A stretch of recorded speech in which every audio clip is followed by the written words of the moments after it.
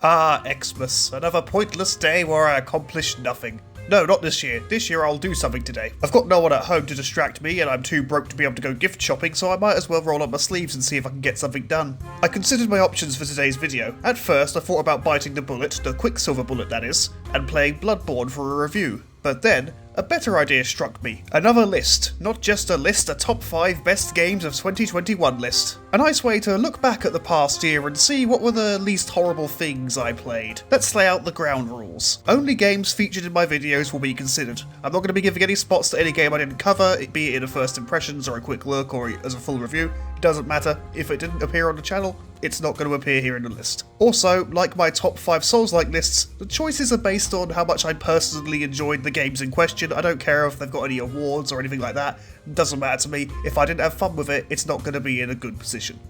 So, let's get on with it.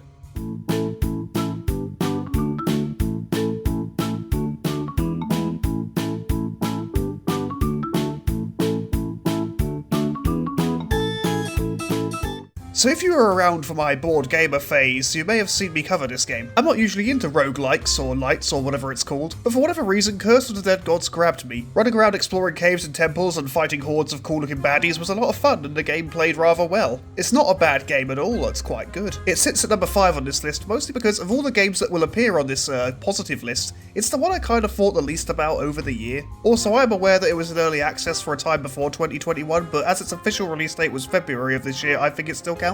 Although, if I'm being perfectly honest with you, it was pretty hard finding 5 good games from this year. Before we go any further with this positivity, well, first of all, let's do the like, share, subscribe thing. Like, share, subscribe, come on, give me a hand. Second, I had a thought regarding that fact, the fact that it was hard to pick a whole 5 good games from this year because the bad games were numerous. Could I do something with this, I wondered? Well, obviously, another top 5 list, but for bad games. Yeah, I know, a top 5/bottom 5 video is hardly the pinnacle of creativity on my part, but I'm gonna do it. So, now we go to number 5 of the top 5 worst games I've played this year.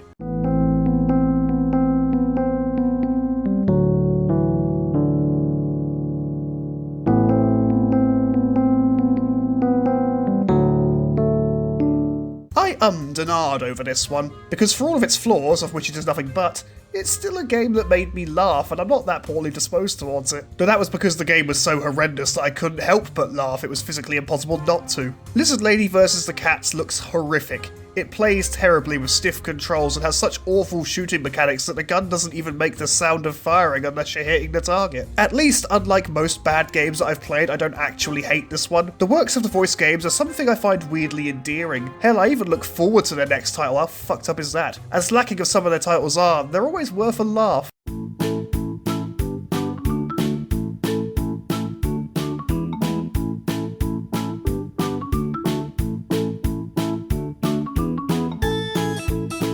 I still wish I'd saved this one for Halloween, because whilst it wasn't a horror game, it definitely has the correct aesthetics. Pumpkin Jack put me back in the mascot platformer comfort zone, which has not seen the love it deserves in recent years outside of Nintendo games. It's got everything that made these older games fun. You got your secret hunting, your tight and intuitive platforming, the creative art style, etc. It's a great game, I might even go back and replay it. It's got a PS5 upgrade, I don't know what it'll do, I think it might just make it run a bit smoother, don't know, but it's still worth playing. I mean, how can you be mad whilst playing a game where you're a possessed scarecrow?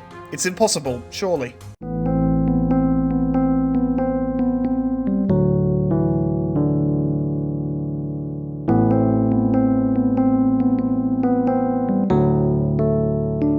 This game is insulting on a number of levels, not because of graphic or risque content, god no, because it barely has any content. For me, what's insulting about this game marketed towards children is it's so bare bones and uninspired.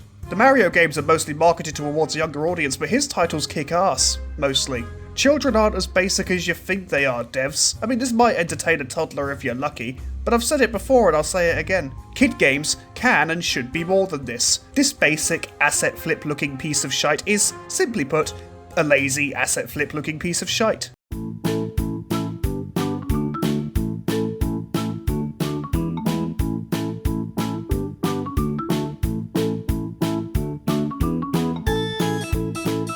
Indie games went through this phase of obsession with pitting small children against unfeeling worlds. Fortunately, I can dig this because I'm enough of a sucker to fall for this blatant manipulation. A Jocular's Tale, whilst it has its issues here and there, was a very unique little experience. I feel I was a little bit harsher towards it than I needed to be during the review. But if I'm being perfectly honest, the truth is I respect it. It might not be as clever, narratively speaking, as it wants to be, but when push comes to shove, it's still a fun and intelligent little platformer, and I'd rather we saw more of this type of game. Less live services and more clever platformers, please.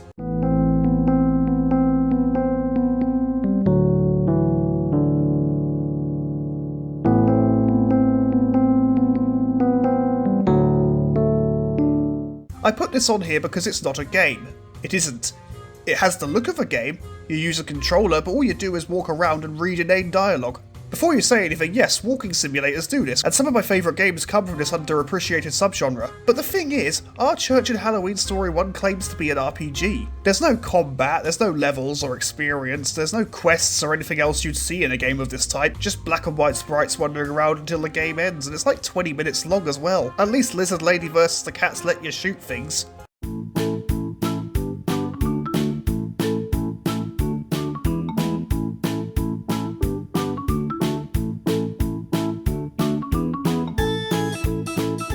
I've not been subtle about my love for this series. Little Nightmares surprised me with how good it was when I first played it. A dark and spooky platform with the typical childhood scary world format. As I said, I fall for this blatant manipulation and I adore this sort of shit. The sequel I worried about because one of the first things I heard about it is that you'd have NPC support throughout the entire game. But lo and behold, the game did it well, and more importantly, it made the scenes where you're all alone hit all the harder. You could consistently rely on your companion, and you felt like kind of a loose end without her. I also love how this game's story is told through the environment, and it leaves a lot to the imagination. The monsters are delightfully horrific as well. That teacher makes me uncomfortable in all the right ways. I absolutely love this game. God, her neck. So long and so gross. And I wouldn't have it any other way.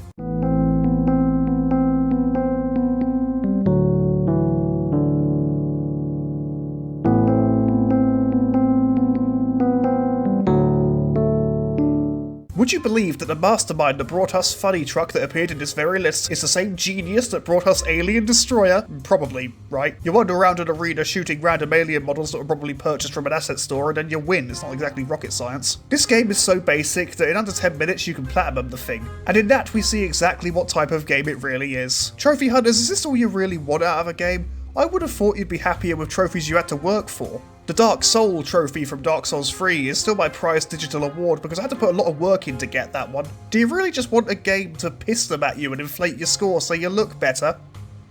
Oh, yes? Oh, well, carry on then.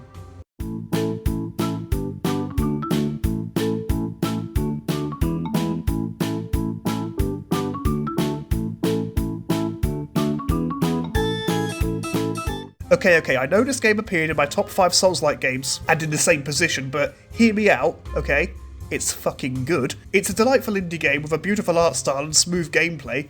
It's just one of the best games I've ever seen. Sad to think I haven't gone back and played it yet because I've been busy lately. I can't even think of a single negative point for it, and because that feels so weird to say, I'm gonna say it again. I can't think of a single negative point for it. This game is an absolute work of art made by talented devs, and this is exactly what we need more of in the industry. People with talent and vision. I for one adore this game, and I will be intrigued to see what the studio does next.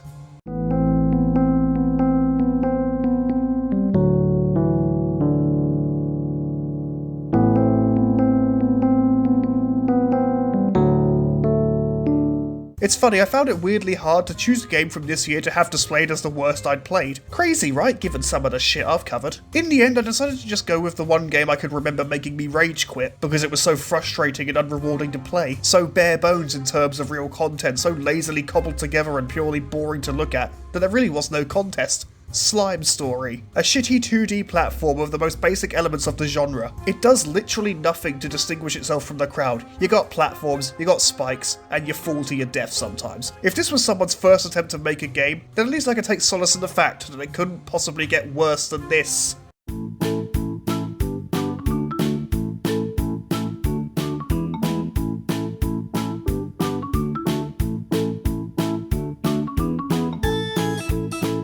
And so we close the book on 2021, but just remember children, next year will be more of the same. COVID will still be here, asset flips will continue to infest storefronts, and the flat earthers will still exist likely. Still, I want to try for something approaching optimism. We have Elden Ring to look forward to, which I'm sort of looking forward to, so there is that.